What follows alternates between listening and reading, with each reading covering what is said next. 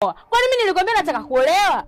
Afu angalia umri wako na wangu, vitu viwili tofauti. Wanawake wamejaa hapa mjini. Kama unatafuta mwanamke akuoa niambie, nikutafutie. Kuna waswali suna kibao ambao unaendana nao. Wewe uendani na mimi uniweza hata kidogo. Na sitaki kuolewa na sina hiyo shida. Mjomba, unaona masheha na vilemba vyao hawana lolote hao. Nia yao nataka nioe. Alafu akishanioa tu usiku mambo ya kuvana nguo, anadhalimisha mambo ya tendo. Mjomba mimi sitaki, yani sitaki.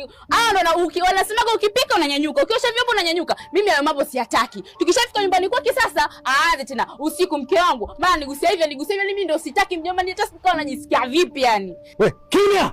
Kelele!